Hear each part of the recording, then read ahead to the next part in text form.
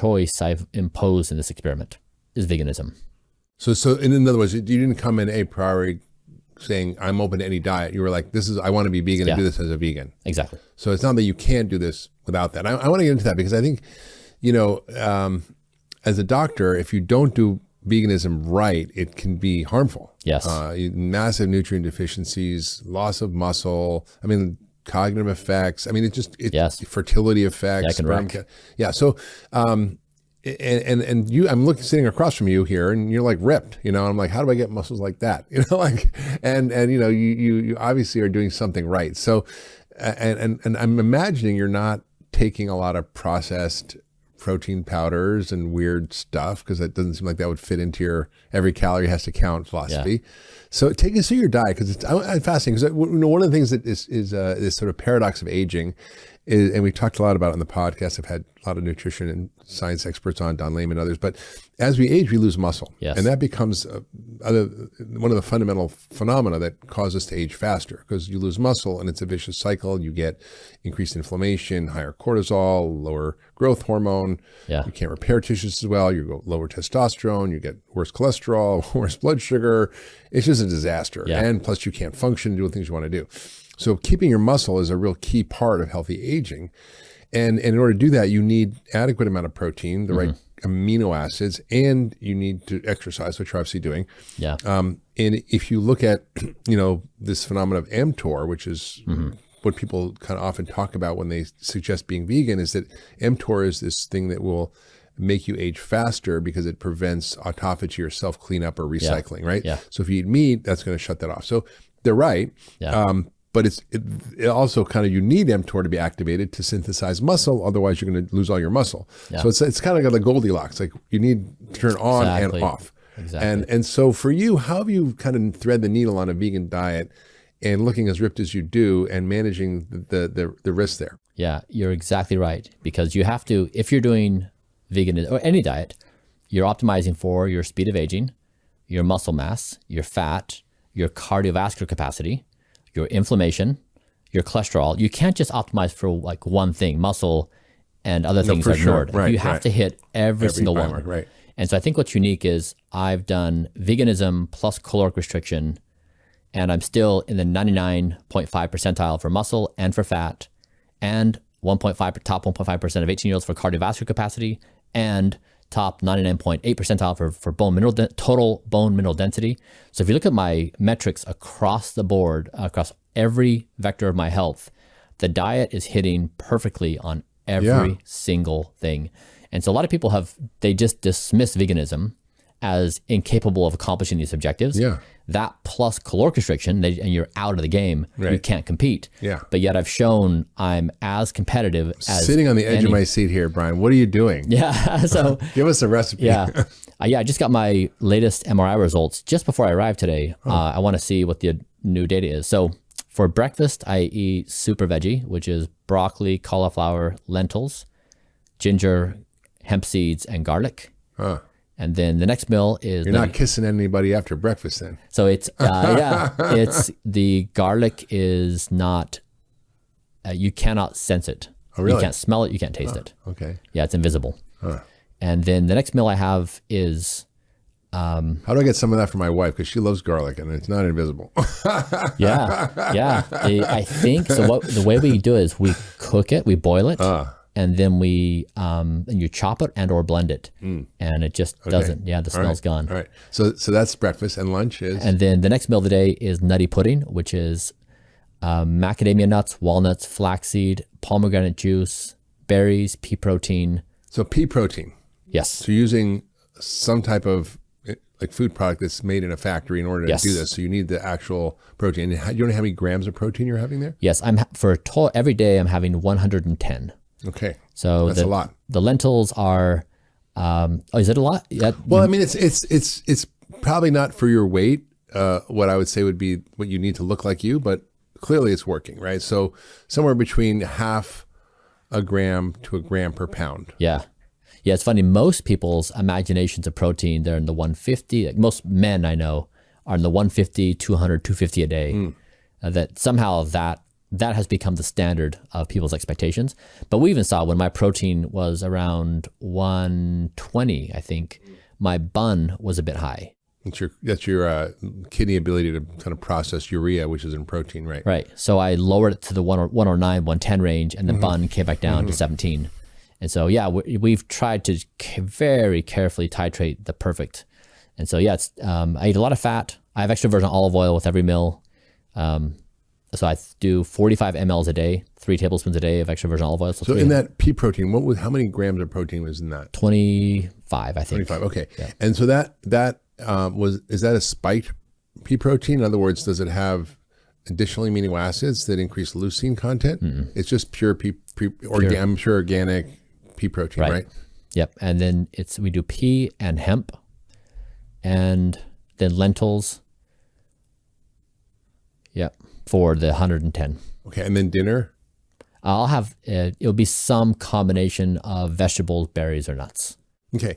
So that's interesting. So it's a very, low grain, almost no grain, except for beans, no dairy. And the only thing you have sort of processed is pea protein. Yes. And you do that once a day. Yep. And that's amazing. And so when are you doing anything else to support muscle growth in terms of supplements, hormones, anything like that? Yeah, I have creatine. So creatine, right? Yeah, 2.5 grams a day.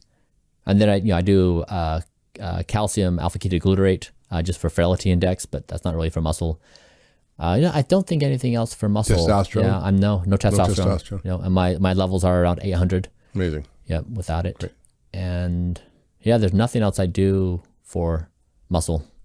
You don't take amino acid supplements? No, I did, and it was contributing to the higher bun. Yeah. Yep. So no amino acids. We call it BUN. Yeah. Okay. There was a funny thing happened when I was in medical school. There was a new medical student on the rounds, and sometimes you see a low level, and we call it BUN. Yeah. And we made a joke on the medical student because he was like, "Wow, look, their BUN's low. We call it BUN, or their bun's low." And he said, "Well, you should call the lab right now and get 2 units of bun stat." And so he called on the lab. It was very funny. Anyway, inside joke. So that's your diet, and one of the things that sort of I joked about earlier is that I think is so important for life is joy and laughter and pleasure. It's something that it sort of makes life good, right? Yeah. It's our friends, our community, our ability to enjoy things and savor things. Do you feel like you're missing out on some of the joy of food? It's so funny that when people, you mentioned this before, when people see me, they will make 5 conscious observations and then another 5 unconscious observations, and they're all negative.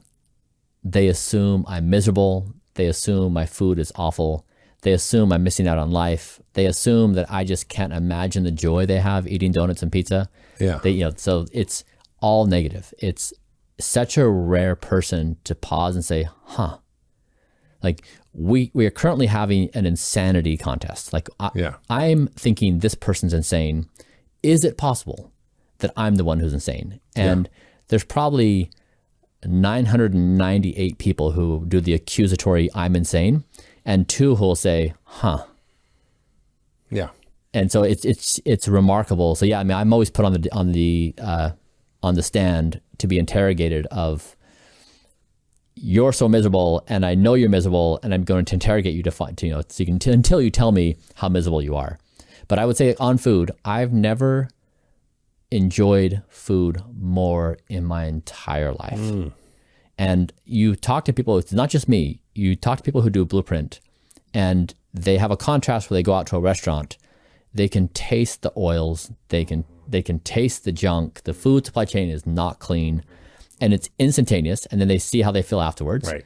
And then they'll eat more food than they should outside the protocol, they feel awful. So it's an immediate response that, like, it's pretty miserable to go out there and eat too much food and eat processed foods and junk food. It's awful. It's like such a terrible existence. It's true. It's true. Absolutely true. And I think people don't realize how food makes them feel. And I can tell you, after practicing medicine for 40 years, even the most brilliant human beings, and I take a lot of very smart people, do not make the connection between what they eat and how they feel, their energy, their mood, their brain function, their cognitive ability, their energy, everything, their digestive function, their skin. I mean, nothing. They just, it's like, I'm like, food has it to do with everything that's going on in your body. It's basically the raw materials for everything that's happening.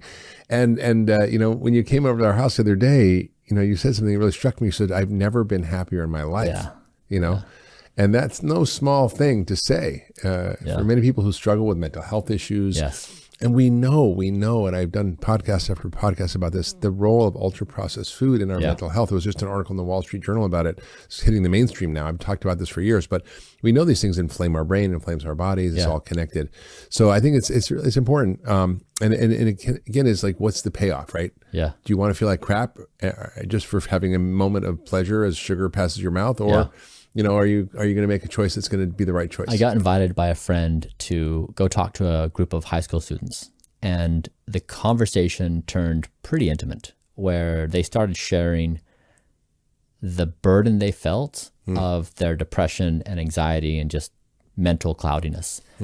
And to your point, my first question was, are you sleeping? You know, what's your sleep like, and what's your diet like? And there was no connection in their mind whatsoever between the two things. They were struggling with existence. It felt incredibly painful. They didn't know what they could do to alleviate the pain, but there was not a single thought that sleep and diet may be a problem. And when I probed it, you know, sleep was awful. They were staying up until way too late on their phones, you know, in their beds, just like procrastinating going to bed, just scrolling. And their food, the diet was just fast food, processed food, junk food. And so just calling attention, like, you know, you could really maybe make a nice positive stride if you could get a few basics in place. But I agree, it's pretty surprising that these things are not the most obvious go-to moves when you start feeling bad in life. It's true. People don't know the connection. I mean, my book's right there called The Ultra Mind Solution. I wrote 15 years ago on the top shelf, that basically is about how our body affects our brain, right? And you know, one of the challenges I see in people adopting what you're talking about is this catch-22, where you're in this cycle of living and eating a certain way, and it makes you crave and want the foods, and you can't break the cycle, and it leads to more mental health issues, and you get more depressed, and you want more crap, and it's like a vortex that sucks you down into a spiral of disease and depression, and, you know, maybe even suicide sometimes we talk about. And by the way, I'm not just saying that flippantly. We know in studies of young kids who swap out junk food for a healthy diet, that suicide rates go down by 100%. So it's not, as I'm talking about data here. You know, how do you recommend people break that log jam where they're in that vicious cycle? They're listening to this. They go, God, I want to feel good. I want to have energy. I want to feel all these ways. How do I stop doing these bad things to myself that I even know are bad? The thing that worked for me, I was stuck in that spiral for a decade. I was 60 pounds heavier than I am now. 60 pounds? Yeah, I was obese. You were a little big Bryan. A big Bryan. You know, I couldn't buckle the top button on my pants. It was just too tight. And it drove, and I didn't want to buy bigger pants, because then I would be giving in. You know, I'd be like accepting the new norm. So I kept those motherfuckers, and I was like, you know, I'm not going to do it. But every single day, it was just such an uncomfortable reminder of my inability to get over control. And so the trick I applied was, I learned this when I was depressed. I read a book that made the wise observation, which has been around for a long time, that I am not my thoughts. That when my brain would say, hey, Bryan, maybe you should commit suicide because life is awful and there's really no hope to exist, you might as well end it. You need to be out of pain, commit suicide. And I would have that thought every day, all day, in variations. And then reading that book, it was this invitation to realize that I could observe the thoughts landing, and I wasn't those thoughts. I was not me. That was just something in my mind was generating, and I could observe it and try to be impartial and say, thank you for the suggestion. This may be rough right now, but you know what? Like, I don't want to end it because I probably can come out of this and I'm going to feel differently. And so I applied the same trick. You went from do die to don't die. Yes, exactly. Right. The juxtaposition is beautiful. And so when I was struggling, for my particular advice was when 7 p.m. would arrive, I had bathed the kids, I'd fed them, bathed them, read them stories, and put them to bed. And then I was at the tail end of the day exhausted from all the wear and tear of building a startup, and my partner was there waiting to have a fight with me. And it's like, I just wanted to be dead on the floor, just play dead. It was so bad. And the only thing that would bring me pleasure was contemplating going into the kitchen and getting that pan of brownies, and just eating myself into oblivion. I wouldn't throw up, but just overeat. And I would be so sick, and then I couldn't sleep. And then I'd wake up the next morning, I'd feel awful. And then I'd start the new cycle of like, today's the day, I'm going to do it. And then 7 p.m. would come, and so after trying so many things for all these years to stop myself from committing this self-destructive behavior, one day I was basically just fed up with myself. Like I had given up. I said, "Evening, Bryan, you're fired. You make my life miserable, and you no longer have the authority to eat." And so separating my different versions of myself from me gave me freedom to say, who is this Evening Bryan character? What are their characteristics? What arguments do they use? They show up and they'd be like, "Hey, today's the last day." Like legit, tomorrow's Monday. Great con man. That's a great con man. Yeah, exactly. It's so persuasive. He's so good. Tomorrow's Monday. Tomorrow we start. We'll work out extra hard tomorrow morning. We're just going to do 1 bite of the brownies, not 2, just 1. And I was able to then make this character. And then when he showed up, I was able to say, "Hi, Evening Bryan. I see you're here." And I could talk to him. And that was the last time I did it. And I made the rule that Evening Bryan could not eat food no matter what. So from 5 p.m. to 10 p.m., I created a buffer for safety. I could not eat in that window. And that is still true today. Yeah. That no matter what, I cannot eat in that window because that's Evening Bryan's territory. And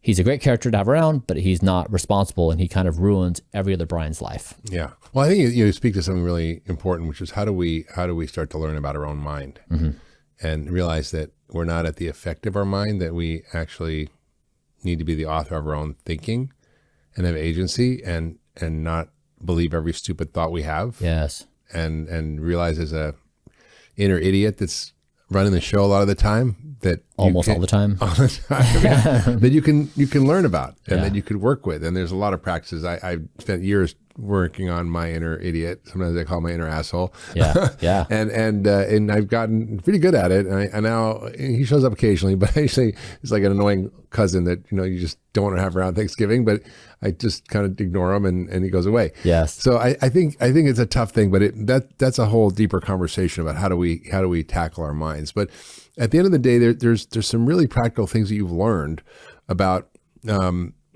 not just tackling the Evening Bryan, but how do you go from just stop eating the sheet cake of brownies to understanding some better practices? So sleep, you made a big point about it. And I think, it's interesting when you say that. I want to just linger here for a sec, because what you said is I didn't eat between 5 and 10 p.m. Now you don't eat between 11 in the morning and when you go to bed, which is 8 p.m., right? Yeah. And that's a long time. And people are like, wow, stop eating at 11 o'clock. I'm not even having breakfast at 11 o'clock. Yeah. And you get up early. You get up like at 4 or something, right? So it's a normal sleep. But, in Sardinia, for example, where I visited, in Icaria, in these countries where they live to be very old, they're like people, I met one couple, they were like 200 and I think they were 210 years old together, Yeah. And they eat late. I mean, they have a lunch and then they eat like late at night, and I don't know how they do it, because I go to Europe, I can't stand doing that. How do you explain that? Yeah, there's so many ways to get to the same destination, and I've tried to say that my way is not the only way; it's a way. And if somebody wants structure, I have something for them, because the burden is, if you're wanting to be in good health, it's like this infinitely large undertaking, where you have to go out and read books and listen to podcasts and compare notes with friends. Yeah. You have to reconcile contradictory opinions. It's a mess. And when you've got a full-time job and maybe kids and other stuff going on, trying to tackle the entirety of human health is a pretty big project for an individual. Yeah. And no one's there to help you guide. Even your most trusted people are going to give you different opinions. Yeah. And so I wanted to try to offer up something for someone to say, you know what, like this is pretty good. It's working out pretty well for me. If you want to just have something that is stable and structured, here you go. It's free. Do that. Like here's the food you eat. That's the blueprint. Yeah, exactly. Like here, like here's my protocol of what I do when I go to bed.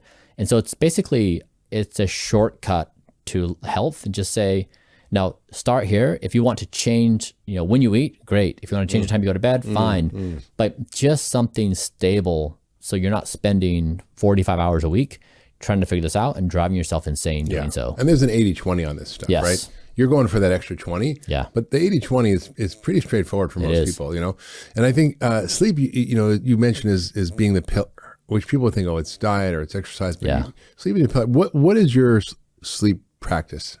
How do you get 100%? And I'm taking notes. I've built my life around sleep. Yeah, I will prioritize my sleep schedule over anything else. And so I do a few things. Like my bedtime routine starts the moment I wake up.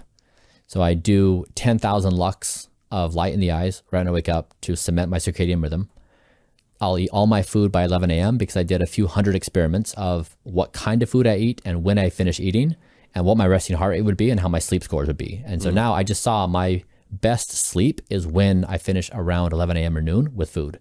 If I eat later, my resting heart rate goes up, my deep sleep goes down, my REM goes down. Like I've tried so many times to test this, and inevitably every single time. And so I eat earlier in the day. I also don't eat things like carbs, like breads and pastas. That will make my resting heart rate go up and my deep and REM go down, and my wake after sleep onset go up. And I never drink alcohol. Even the smallest bit of alcohol in the afternoon or evening hours will wreck my deep sleep. Yeah. And then for my bedroom, it's blacked out. So there's no light in there whatsoever. I have a temperature controlled mattress, 8 sleep. I do a wind down routine every night, like 30 minutes or so, where again, I do this self-talk where I say, okay, sleep Bryan is now in charge. And we're going to say, hey, work Bryan, we appreciate your ambition for life. Like, thank you for wanting to do things. We're currently getting ready for sleep. So when you start reminding us about everything we need to do and the problems we need to solve, and you're like, we can do it tomorrow, but I'm not going to write it down. We're just going to be sleep Bryan right now. And so I try to really focus my mind on the objective at hand, because otherwise I have a lot of ambition. And so my mind is always popping off with like what it can do next and how it can work faster and how it can solve this and how it can solve that. And those things ruin sleep. Like if you hit your pillow thinking about work or thinking about a problem, or if you're upset, you'll be in light sleep all night long, just ruminating on that problem. You never go into deeper REM, like very little. And then you wake up the next morning, you feel awful. So those are some of the basics I do, but I really try to, nothing is more important in my life than high quality sleep. Do you find EMFs play a role in your sleep? Sorry? EMFs, like technology, Wi-Fi, cell phone. Oh, yeah. Like you sleep in a Faraday cage. I've recently been wearing Lamb's material. Lamb's they're here in Santa Monica. They make EMF protectant. Oh, it's a company. Clothing, lamb. Oh, I thought you were talking like lamb. Sorry, lambskins. I went like a lambskin. Yeah, they make EMF protectant clothing. They have a whole like underwear, shirts, jackets, and I've been wearing that lately. I have it on now, and so I've been trying to do more EMF protectant stuff. Like in your house, do you turn off Wi-Fi at night, or I don't, and it doesn't affect your sleep? Yeah, I don't. I also don't have a router in my room, so it's a certain distance away. So we got sleep, we got diet. Talk about your supplement regimen. Yeah, same thing with the diet. We said every calorie has to fight for its life. We said the same for the supplements. Every supplement has to fight for its life. If we can't measure the endpoint, then it can't be included. And then we said, if we're doing this, can we measure the kidney and the liver to make sure there's no accumulative damage? So make sure it's very clean. So we're trying to look at whole system effect, because the moment someone hears, at peak, I was taking 111 pills a day. I'm now around 42 or so.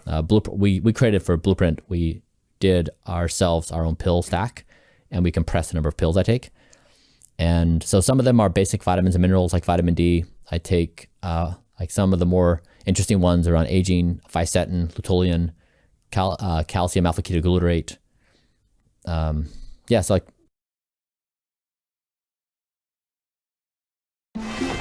Angel Salve toilet paper is strong. Like turmeric, green tea. Yeah. Yeah. Yeah. Do you take NMN or NA? D, Yeah. NR? I take NR. Yeah. I did 90 days of NMN and I did 90 days of NR, and both got my intracellular NAD levels at the same place. So they're both effective as far as we could tell. Or if there's other effects, we couldn't identify them. When you're saying you're measuring the outcomes, are you measuring like CoQ10 levels if you're taking CoQ10, or are you measuring some function of the body related to CoQ10, like your respiratory chain and your mitochondria, or like how do you look at these metrics? Yeah, CoQ10. Yeah, we measure CoQ10. So that's what you're saying. You can measure a blood level, but you don't know if that blood level is doing the thing you want it to do, right? We've played with the levels up and down. So we'll take a given variable and see if we adjust it if it's doing it, like vitamin E. You know, like I do 67 milligrams of vitamin E. But you're targeting it toward blood levels or toward a biological function? Blood levels. Okay. Yeah. So you take these nutrients to basically fill in the gaps, and given that we live in a toxic world and we're all, basically floating in a sea of pollution and toxins and stresses and other things we can't manage, right? You kind of need that. And I agree. I mean, it's unfortunate we need supplements, but I think given everything that's gone on with our world today and the insults we have and the poor quality food supply and the stresses and the toxins, it's definitely essential. So do you take any drugs?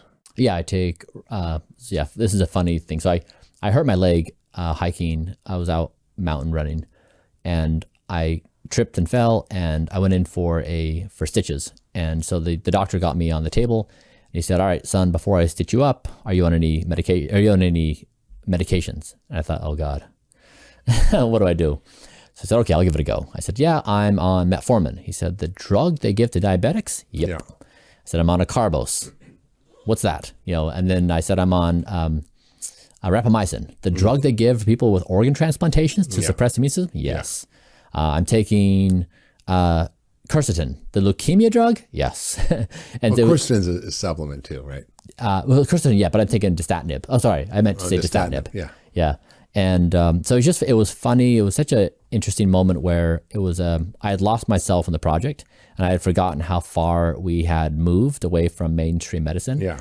But he was just shocked. And he said, what the hell, son? Like, what is going on? Why are you taking all these drugs? So it was a funny moment and brought me back to where the world's at and what we were doing. So what Bryan just kind of unpacked was some of the most promising molecules in the space of longevity. I've written about them in my book. Metformin regulates insulin resistance and blood sugar. Rapamycin inhibits mTOR, which can help with autophagy and self-cleaning. Has definitely been the most promising drug, I think, in terms of lengthening life. Carbose, another one of those things that helps with regulating blood sugar. It's basically a sugar blocker in the gut. What was the other drug you mentioned? We've been doing for senolytic assessment, for senolytic clearing. Yeah, dasatinib and quercetin. Yeah, dasatinib. That was a drug that was studied looking at reversing biological age along with quercetin and other things.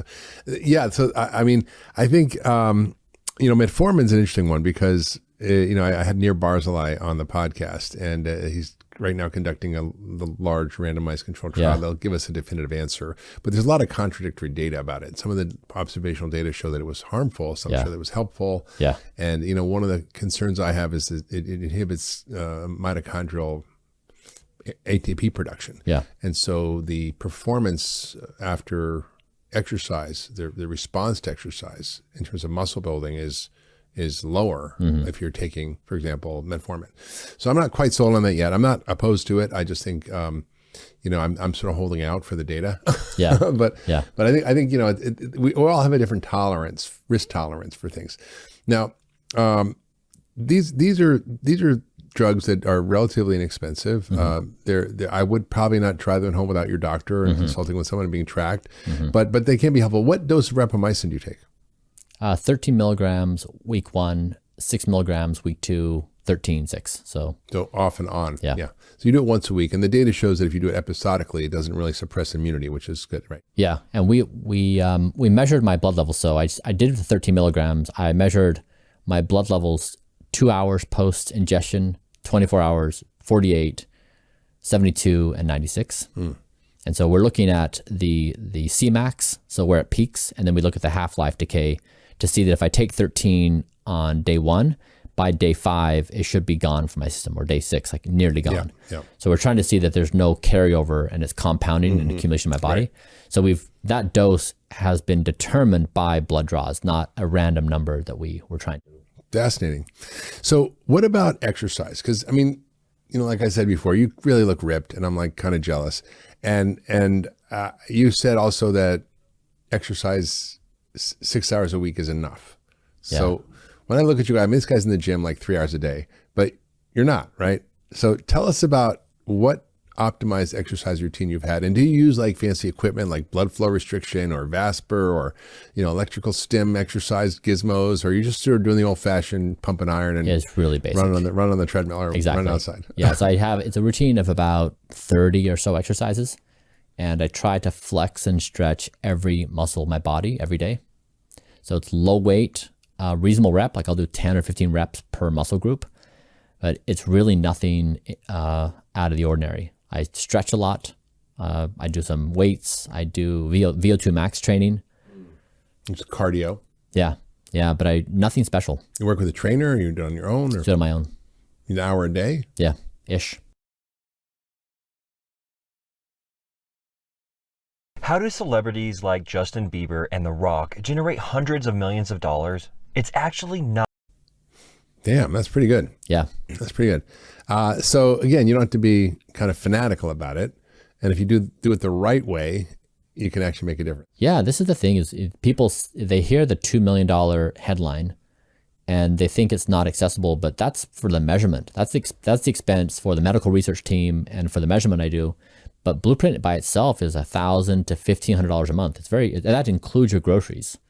So it's actually very comparable. I mean, it's actually affordable on most people. And then the commitment on exercise and sleep, they're just basically lifestyle choices. And it's doable by many people. Yeah, I think about it. Your sleep is free. You just lay down. Yeah, yeah. Your exercise, you need maybe a few weights, but you buy them once in your life. And food, you got to eat that anyway. And Yeah. you're eating food that isn't that expensive. Yeah. Like you're not talking about a $70 grass-fed ribeye steak. You're, Yes. lobster tails. You're basically having vegetables and fruit and nuts and seeds and oil and some lentils. I mean, it's pretty straightforward. Yeah. And the supplements can be expensive. Yeah. They can be pricey, but there's an 80-20 on that too.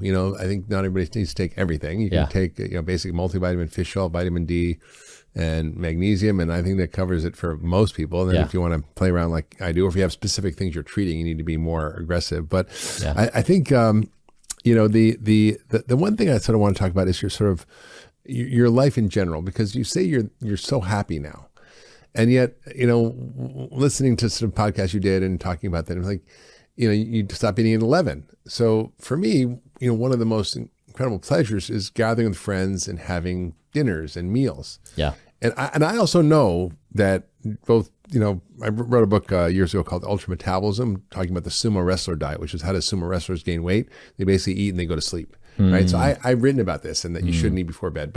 And I know if I give myself 4 or 5 or 6 hours, I do better than if I'm 3 hours. But I think, how do you reconcile the sort of this phenomenon of longevity that has to do with the social connections and the relationships and the meaning and purpose we get from being embedded in a deep social web with the more sort of structured way you live that kind of precludes some of that? Or you just go out and don't eat?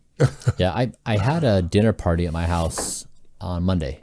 You mean a lunch party? Dinner party. Dinner. So I had them all over. We started at 6 p.m. And I made everyone, there was 14 of us. I made a blueprint spread. So everybody had super veggie and nutty pudding, and we talked about the future of being human. And everyone had their food. I didn't have food on my plate. I normally do. So when I go out with friends, if we go to a restaurant, I'll order steamed vegetables, just so I have a plate in front of me and food on it.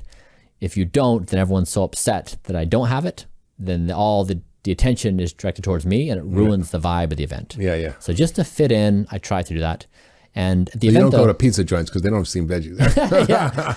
I mean, I'll meet people where they're at. Yeah. Like I definitely, I'm cool with kind of going with the flow. And I've learned how, how to blend in, to not call attention to myself. And then if people want to poke around. What if you stay up late? I love going to the Dead and Company shows. I'm going to the Sphere in a next month. It's like, I get the amount of pleasure and joy I get from doing that is so high. Yeah. but the concert doesn't start till 7 or 8 at night. So I'm not in bed till like after 11 or 12, right? Yeah. What do you do? On Saturday, I did a health rave in San Francisco. So in the morning, we did a Don't Die event. We had 500 people come up and we did a whole bunch of health activities and we had Blueprint food. And then we had a party in the evening and then we had our health rave that started at 9. And so I do these things occasionally, and not every day, but I have enough Reserve. Yeah, exactly, where I'm fine. I got, I think, an 87% sleep score that night. Okay, well that makes me feel better that you occasionally have a party. Yeah, I'm really, I tried to do the perfect sleep for 8 months, and then I've really tried to relax it to make this much more approachable, because as you're touching on, when people see what I'm trying to do, there's a list that's like 20 things long on why the person can't do it. It's like, oh, it's 2 million, or oh, he's miserable, or oh, he hates his food, or he can't be out with friends, or so no one wants to make change because change is very hard. And so everyone's motivated to list all the reasons why this is impossible for them to do. And that makes them feel better that it's they can't do it and therefore I must be miserable. Therefore it's actually okay. Like they're the ones in the better position. But if you break these things down, you can actually modulate this. And I do understand people's perspective. If you going to the grocery store and buying food is hard. Finding time to prepare it is hard. If you have kids, that's hard. So there's so many practical things in life that make this really challenging to do. Yeah, but it's doable when you take a look at your life and take real stock of all the choices you make, of all the things you do, of all the ways you spend your time, the way you spend your money, the way you spend your life energy, and the result and return on investment you're getting. It's often not what we want. So we say we want to live a life that's looks like this or that, but we don't often take the actions or steps that allow us to do that and make the choices that actually do it. Yeah. And I think it's important for people to realize it's like you're saying, it's not that hard. What we're talking about here is not that hard. And maybe we're not going to live forever like you, but we'll for sure extend our health span and our lifespan. And I think most people listening today could easily get to 100 healthy years. Yeah. And it's not something that's really achievable. I want to sort of dive into a little bit more of the Blueprint program, because one of the things you've done for your community is diagnostic testing. Now, not the $2 million each, because they can't afford that, but you've come up with the 80-20 on what are the diagnostic tests that are important. And so can you talk about some of the things you really think are important for us to measure and know about our biology that we're not looking at with our traditional healthcare? Yeah. So we just built a Blueprint food product trying to make what I do very easy. And we started to do this. We started a self-experimentation study, 5,000 participants. And we set out with them the basics of a blood draw, body composition, wearables, and then questionnaires. And for many people in that cohort, it's the most robust measurement protocol they've had in their entire life. And the blood panel is more extensive. They've of course have known their weight, but maybe not had a scale that gives them all the data. The body composition. Exactly. Wearables, our next level, but then paired with the other things, and then questionnaires, which touch on a whole bunch of different aspects of life where it teases out, it quantifies our subjective opinions in a structured way. And so I like this because it's introducing to people this idea that health begins with measurement. That's how you find your baseline. Test, don't guess is what I say. Exactly. Test, don't guess. Yeah. And so it's really, each person's going to get a few hundred biomarkers on themselves, which is remarkable. And the enthusiasm in the group is palpable. It's cool that a lot of people want to do this, but like you're saying, they go to the doctor and the doctors don't offer this up. Like they have a specific routine where, are you sick and do you need a drug? Or they're directing you down these paths, but they don't say, how do I think about holistically measuring you? It's very uncommon. They don't. And so it's cool to see this in action. And then we're going to publish all the data. And so I like this because most supplements, you don't even know if they're legit. Right. Let alone them being out there doing open science on their supplements without them controlling the message. Right. And I'm just trying to, again, be open about everything I'm doing, about myself, about the products we're building. It's just an open, so it should be how we build. It's great. So you've got the questionnaires, the wearables, the body composition measurements, and the blood work. Yeah. And what are the things in the blood work that you're looking at that are not typically looked at?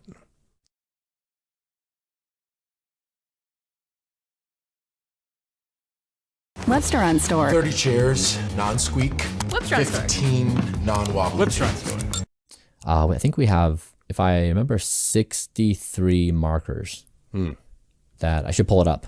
Yeah. Yeah. And it's stuff that, you know, some of it may be typical stuff you get, like your blood chemistry, your blood count, but some of it's different, like your nutrient levels or your metabolic health and things that are really important. I mean, that's really why I've co-funded with my partners a company called Function Health, which we talked about, which essentially gives people access to tracking their data, to learning about what's going on under the hood. And actually, for less than $4.99, you can get for $4.99 you can get 110 biomarkers on yourself, and then another repeat in 6 months for about 60 plus biomarkers, and look at what's going on and track the results over time and see what interventions have done to those biomarkers and whether you've improved or gotten worse. And it's very motivating because people don't know. I mean, people are I'm shocked at actually what we found. We've now had over 30,000 people in and 3 million biomarkers. We're seeing 30% with an autoimmune biomarker, 46% with high levels of CRP and inflammation, which is the biggest driver of aging. We're seeing ApoB, which is a very important, probably the most important cholesterol biomarker that nobody checks. 50+% have abnormal levels of that. We're seeing 67% with nutrient deficiencies, not at your level of what's optimal, right? But, or what I would say is optimal, but what the lab says is deficient, which is very, very, very deficient. That's 67% of people in one or more of these nutrient biomarkers. So we're seeing incredible results that are giving people insights about what's happening that they never knew about, that now are actionable insights that can up-level their health and maybe slow their pace of aging. Right? So it's super exciting. And of course, you know, we're talking about working together on this. It's kind of you and I are both really in the same mindset, which is people need to have access to their own health data. People need to use that information to see what's working and what's not working in their life, to up-level their health and to have a roadmap or a blueprint for actually how to move forward. And so you created I love this because you're like, you already made your money. You're not like making $1 bazillion off of this stuff. You're just trying to like share your knowledge and give people insights and get people enthusiastic and using yourself as an example to say, here's what's possible. So maybe we'll do another podcast in 100 years together, or maybe sooner. Wouldn't that be amazing? Or maybe we'll do it next year. We'll see if you're. I'm going to work on my pace of aging. I'm 0.84. You're 0.69. But I think you know, I'm so enthusiastic about this conversation because, you know, and the reason I wrote my book Young Forever was to kind of give people a sense that the science has advanced pretty far, and we know a lot about how to dial in diet, exercise, sleep, stress management. Healing our microbiome, optimizing nutrient levels, optimizing our hormones, reducing our exposure to toxins, and then even some of these other therapies that, you know, we talked about, some of these drugs that may be coming around. And there's even cooler stuff that's coming around that we're still exploring, like, you know, plasmapheresis and exosomes. And you've done a little bit of that, to kind of exchanging young plasma from your son and stuff. And so, you know, you've kind of explored a lot of these things that are outside of the box for most people, but it's kind of an exciting moment, isn't it? Yes. I think that the thing that I like that's most exciting to me is the mathematician Alfred North Whitehead said that society advances by the number of things it can automate without thinking about them. And I wonder, when it comes to health and wellness, if we are going to bypass education altogether and system change, and algorithms are going to run our health for us. Because they'll be so much more efficient at being able to assess our individual needs, the scientific evidence, and then the therapies to be, and that's what I've tried to build with Blueprint. I've tried to basically build an algorithm that runs me as it relates to my health and wellness, diet, sleep, exercise. And we're now on this trajectory of intelligence where it's possible when you start getting these closed loop systems. And that to me is bullish, that we can imagine a society that basically tries to generate near perfect health for everyone by default. No one's thinking about it. We're not fighting systems in this arcane way we do it now.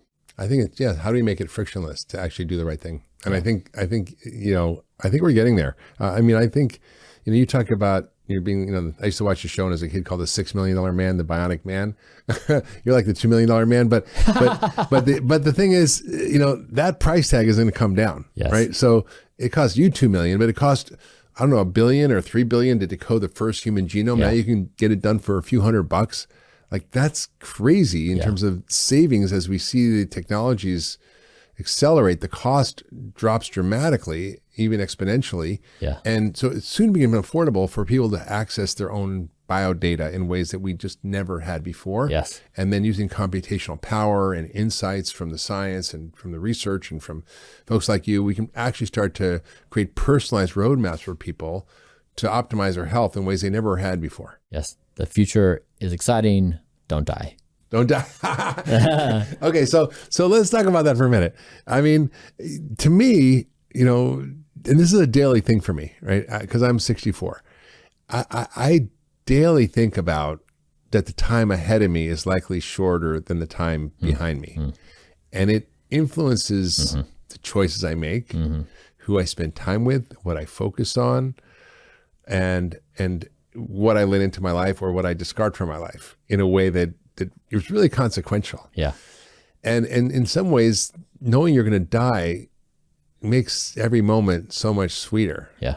So how do you reconcile this idea of like living forever with the sort of beauty that mortality gives us in this weird way? Yeah. I'm sure you've had this question asked before. But yeah. Don't die is the result of a thought experiment. It's how I enjoy thinking. So if you transport yourself in time to the 25th century, okay, and you're listening to them as they converse in whatever way they communicate, and they're observing the early 21st century, our time right now, and they're remarking at what we did that allowed intelligence to thrive in this part of the galaxy. What did we do? How many times have you dropped heavy objects on your boots only to destroy your feet?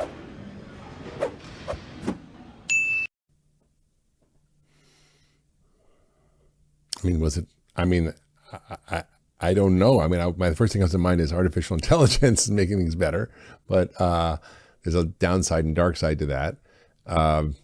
It's not dying, maybe. I don't know. Yeah, exactly. That's what I came up with, is that basically, in the same way we look back at the 15th century, we remember that century, we remember maybe 10 things about the entire century, right? 99.9% of whatever happened there is gone to history. We just don't pay attention to it. Yeah. So there's a compression of time. And so while we are, of course, are all caught up in our lives in this moment, the 25th century is going to compress our moment to a very small number of things. Yeah. And that thought process forces you to try to reconcile with, it tries to pierce through all the noise and say, what really matters in this moment? And that's when I came back that basically we're baby steps away from super intelligence. And when you're right there on the AI? Yeah, exactly. With AI, of like basically creating computational intelligence in the form of AI that is so far superior to us, it's unimaginable. Like, we know it's capable, we know it's improving. In what ways, we're not entirely sure. Like, we have some ideas, but we definitely can't predict it. And it's improving at a speed that our minds can't comprehend. Totally. So it's going to go in some direction, and we're going to likely be very surprised. And so given that, and we'll have all this new capability, what does intelligence do? Do we take this new intelligence and say, now we're going to make more money, we're going to become better at going to war, we're going to become better social media people?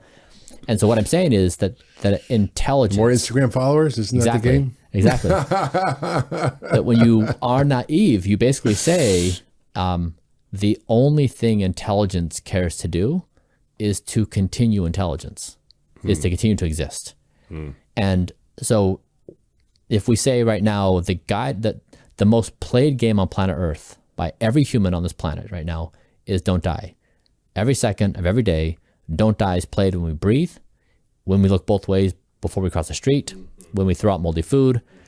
Every human plays it as the 0th game they play. Yeah. On top of that, if they don't die, then they play capitalism, or they play religion, or they play, like, whatever the game they play, it sits atop don't die. And so what I'm trying to observe here is I'm saying that if we as a species want to avoid annihilation, destroying each other with our nuclear weapons or bioweapons, if we want to avoid destroying our planet, if we want to avoid some disastrous outcome of AI, if we're trying to navigate existential risk, we would rally around the concept of don't die as the singular philosophical, social, political, moral, ethical framework of our existence. So to complete the thought experiment, the 25th century would say,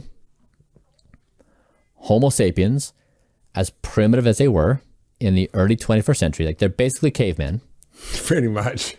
they realized that the only objective they had individually and as a society was to not die. That's it. And everything in society was rebuilt around this framework as the zeroth principle order of all things. So And Bryan Johnson's going to be the most famous guy in 2025 then. Or maybe he'll still be there. yeah, I want to be there listening to that conversation. Wow, me too. Me too. Well, Bryan, thank you so much for your work, dedication to not just living longer for yourself, but to making what you've learned available to all of us. I think it's worth everybody taking a deep look at Bryan's work. They can find it at blueprint.bryanjohnson.com, or if you want my protocol for free, you want to see my recipes and my supplements, all of it's there for you for free, and all my data is there too. That's protocol.bryanjohnson.com, and you can get a good start on your new life. Great. And we're going to put a link to all of Bryan's work and all the data and all the things you want to look at in the show notes. You can have a deep look at that. And it might take you a minute, so you surely want to follow his advice so you don't die before you finish reading it. It's really quite amazing And you can and start impressive. by going to bed on time tonight. There you go. Start by going to bed on time tonight. Just baby steps. Baby steps. Yeah, I love when I get to bed at 9:30. It makes me so happy. So, everybody, thanks for listening again to Doctor's Pharmacy. Bryan, thanks for being on the podcast. Thanks for what you're doing. Love this discussion. Let's do another one soon when we learn more and we can compare notes again. If you loved that last video, you're going to love the next one. Check it out here.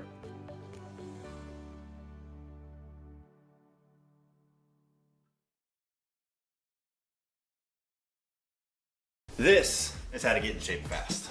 This is your body. These balloons represent your internal organs, and these marshmallows represent visceral fat. Am I the only one that didn't know this about visceral fat?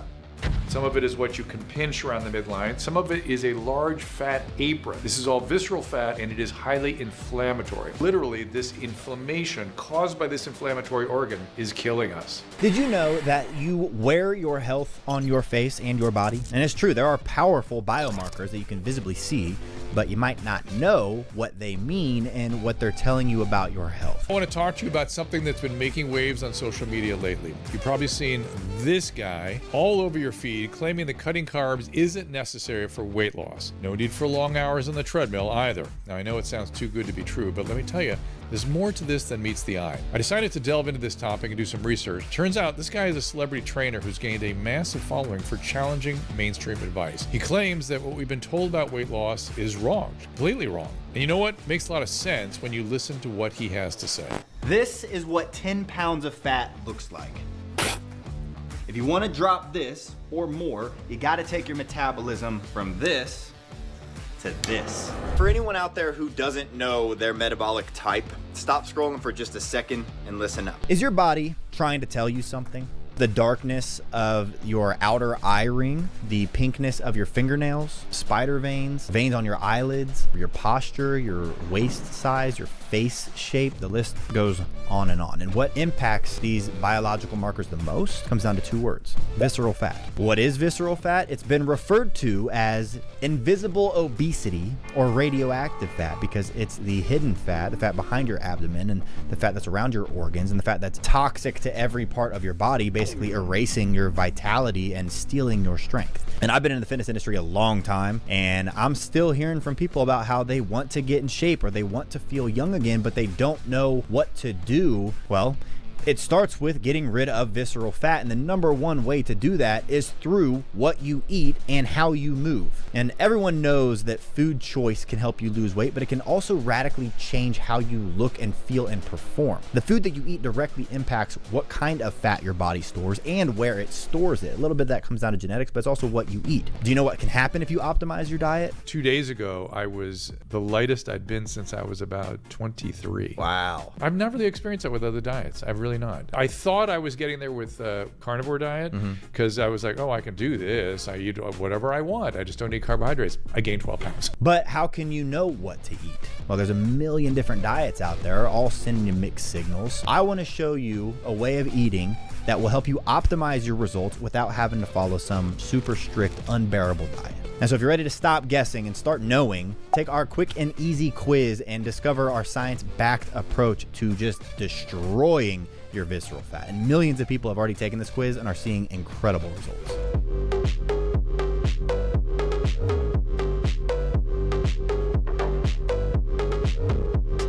So this is our body type quiz. It's a free quiz. It's 6 different questions, super easy. It takes like literally 20 seconds. You can do it right now. And then at the end of it, it tells you what your body type is, but it also tells you the 3 most important things to do based on what your body type is. And it's completely free. And we won't ask for your email or anything like that. So if you guys want to check it out, click that link below, take my free body type quiz and get your personalized plan right now. Do it. Just get started now. Don't wait. Not tomorrow, now.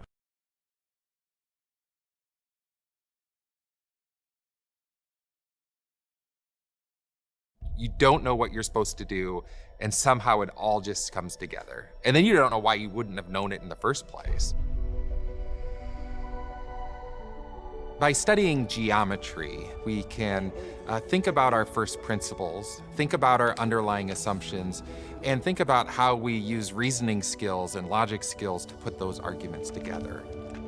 Geometry itself is a way to think about those underlying assumptions, and from those assumptions, just build up this huge body of knowledge. And I don't think people understand that big picture of how all of this fits together and how it has to be the way that it is. We do a disservice to young people by not teaching them all the steps in mathematics, because it's liberating to know them. And by discarding Euclid, you have cut them off from a way to understand logic from which all accurate reasoning comes. And you've cut them off from also understanding the beauty of the relationships in nature. Most of you might experience your geometry and other math classes to be about calculation and formulas and memorization. But in our study of geometry, and in particular the study of Euclidean geometry, the core question and concern is not so much how and how we calculate, but rather why. We will be looking at logic, we'll be looking at reasoning skills, we'll be getting into the mind of Euclid and trying to understand how he put these pieces together, how he organized this. So I hope as we go forward in this course that you'll have that eureka moment where you can understand how it all fits together. I'm Thomas Trelaw. And I am David Murphy. This is our course in mathematics and logic. Let's begin.